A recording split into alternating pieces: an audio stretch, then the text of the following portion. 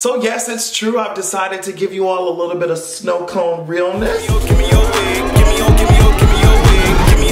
Give me your wigs. You don't know what to do with it. Alright, what's up everybody? Today I decided to give you all, a little bit of a light show. So hopefully when I'm editing this, it's not as distracting as I think it's going to be. Either way, you guys can let me know. I want you all to check out patreon.com/AdrianExpression. Up there, I just put up my recent episode called Send the Asteroid. That's exactly what I want to happen. If we're going to be forced to make a choice between the coronavirus and an asteroid, I would prefer if y'all just go ahead, send that rock, and let us just do a hard reset on planet Earth. Also on Patreon is early content, articles, sneak peeks, behind the scenes. Just get into it and check it out. Also next week I will be picking a random patron to be highlighted in the patron spotlight all over my social media. So sign up, stay tuned, and get excited. So what should we talk about today? There's a lot of things going on. First of all, Jordan Peele released this little teaser thing for his upcoming movie Candyman. Of course, we know this is kind of going to be a remake. Monkey Paw, his production group, said that this movie is going to be a spiritual sequel. The trailer will be released on Thursday, so I don't know when you're watching this. I'm recording this on Wednesday. I don't know when it will be released.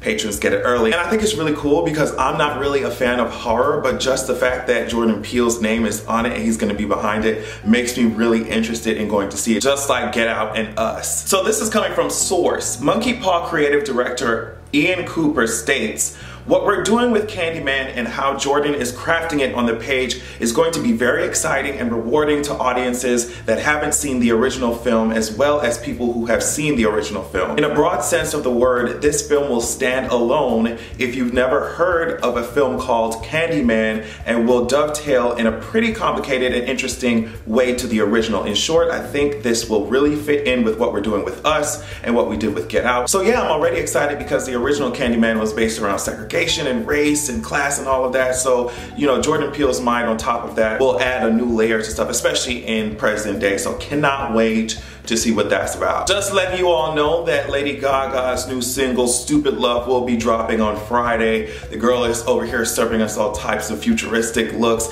This is a single that I think had leaked already. I'm not sure if she said, you know what girls, y'all tried me with that, and I don't know if she went back to the studio, added some more, salt and pepper to that shit, maybe add a key change or some extra bass and synths to it. I don't know what else she decided to, if she decided to add anything else to it, but I think this is a song we heard before. Either way, it's coming out on Friday, and we'll see what she's gonna be serving us. We'll see. A lot of the girls are coming back. Adele's coming back, Lady Gaga's coming back, Beyonce, we waiting on your ass. Normani, I don't know what the fuck's going on. Like I said, I'm gonna fire your whole team. But yes, this era of new music needs to hurry up and come. So let's talk about Snoop Dogg visiting Red Table Talk. So I think I talked about the fact that he was going to be showing up on Wednesday on Red Table Talk, either in my last video, but I know I definitely mentioned it and talked about it a lot on my podcast at patreon.com/AdrianExpression. There were a lot of people who did not like the fact that Snoop Dogg was going to go up there and basically they're like, oh my God, Jada, you have this man apologizing, you're not holding Gayle accountable. It's interesting that y'all said that because as soon as I started watching the episode, the first thing that she said was, Gayle, you have an open invite to come, and it's just like, oh girl.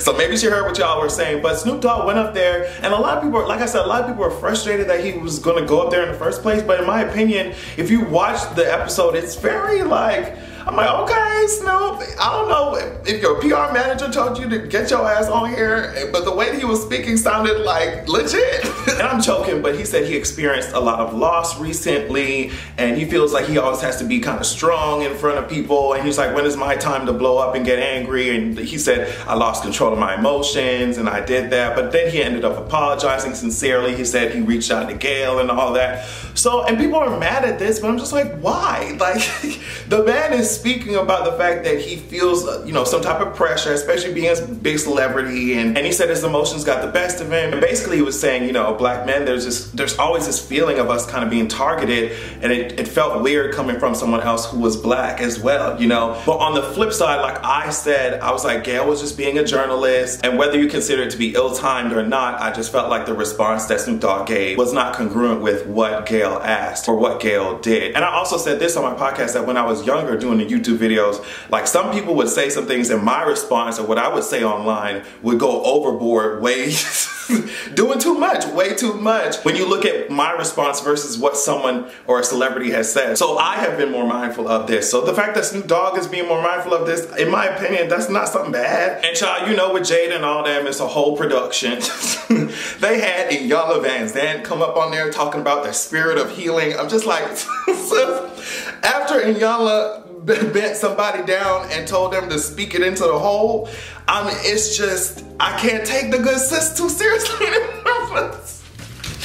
Oh my God. Anyway, sis came out, sis popped up like she was a Beyonce hologram at an award show and said, Snoop, I'm very proud of you in this, you know, spirit of journey of healing that we had. I said, all right, girl. Then they had, who else? Jemele Hill on there. So it was a very interesting episode. For those of you who had like kind of negative reactions because of the first clip that Jada released, I would encourage you to go watch it and then see what you have to say about it afterwards, because I was a little apprehensive to watch it too. I'm just like, no shade to the family, but you know how sometimes the Smith family can say a whole lot of things and it just be a whole lot of nothing sometimes. No shade, I love y'all. No shade, but they do be saying a whole lot of stuff. And then you gotta replay it. So I'm like, girl, what did you actually say? But no, I would love to hear y'all's perspectives on it. So don't ask me why, don't ask me what's happening. All I know is that there's something going on between Sky Jackson versus Bad Baby. And then because of that, Sky Jackson's mother versus Bad Baby's mother. Y'all can correct me if I'm wrong, but I think that Sky Jackson might have posted, I don't know, it could have been anything fucking around with Bad Baby. You never know what's going on in that child mind. But apparently something started where Sky Jackson said something about young NBA, I don't even know, or Bad Baby's man or something, saying that Bad Baby's obsessed with messing around with STI infected peen. I don't know. I don't know. But either way, Bad Baby came up online talking about, I'ma beat you up, I'ma kill you. I mean, like, she really said, I'ma kill you. I'm just like, sis, if I was Sky Jackson, I would just be like, type up a police report real quick, said that girl tried to kill me online, and just be done with her. Just be done with her.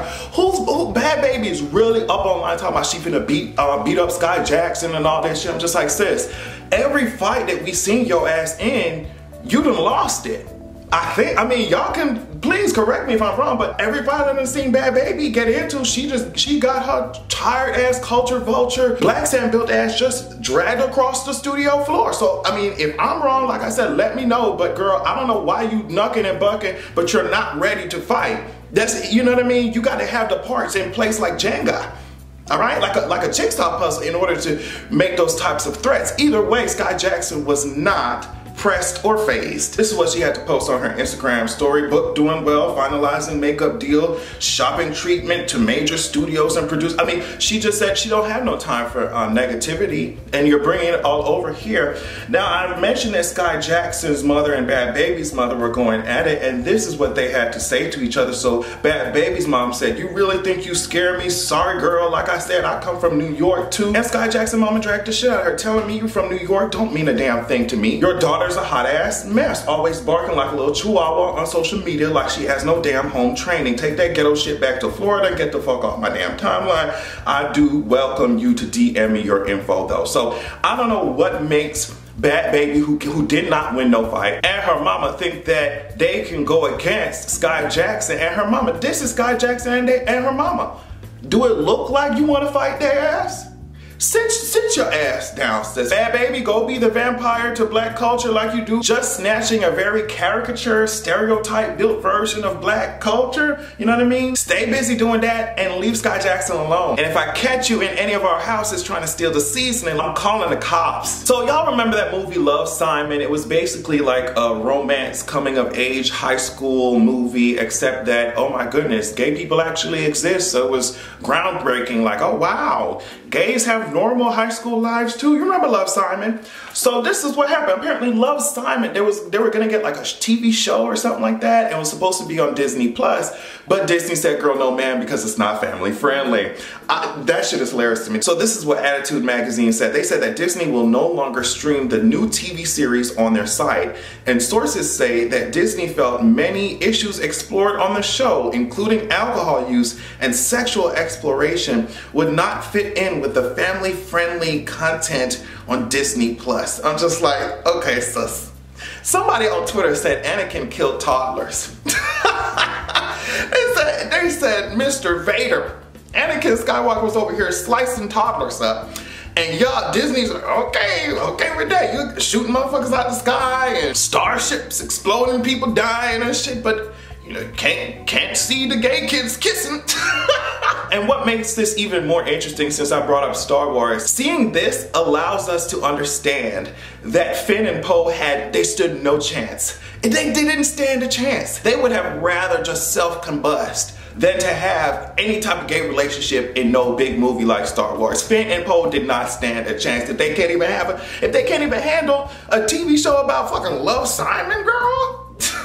Y'all full of shit. I'm so mad that they snatching so much of my coin, but girl, y'all need to grow, get over it, grow up. Gay people exist, gay kids exist, and they be in high school sometimes, girl. Alcohol use and sexual exploration. Girl, if you don't, Disney. Girl, do not let me drive to the nearest store and purchase a mousetrap for your ass, Disney. Get out of here. So did you all see the cast of Tyler Perry's Sisters recently do this interview that had a lot of people talking? This is coming from Essence, okay? Essence caught up with the cast of Tyler Perry's Sisters on the red carpet at the 51st NAACP Image Awards. We asked them how they felt about the show being written by a black man and if they felt their portrayals were compromised because of that. Now, of course, these women are, you know, employees of Tyler Perry, so I did not expect them to say anything outside of, yeah, we love him, he's doing a good job, blah, blah, blah. And that's exactly what they did. They were saying like, you know, he loves black women, one of his inspirations is his mother, and so he's seen a lot of things, and they switched over to Tyler Perry talking about the fact that, yeah, you know, I was at salons and stuff, I was around a lot of black women, and I was hearing all their stories, and that allows me to write them effectively and all that. And then you switch back to the cast of Sisters, and they're saying it's a culture of hateration. That's what they're saying.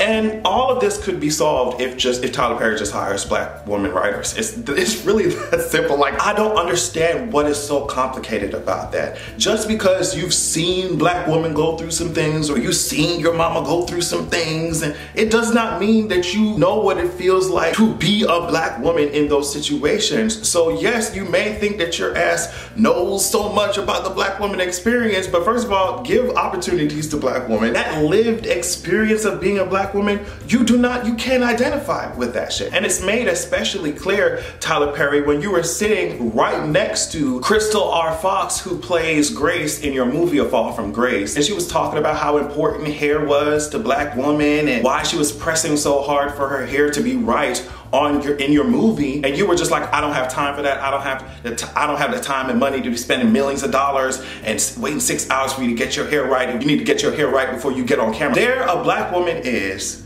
you know, a pillar of your movie that was so hard, but she performed as well as she could underneath them circumstances. Here she is, a black woman, the strength of your movie, and you're literally sitting next to her and in an interview discrediting her experience, acting like that shit is important. So as much as you think you know about black women, you obviously don't know enough. And like I said, that's besides the point. That doesn't matter. Let black women tell their own stories, girl. It's that simple, baby.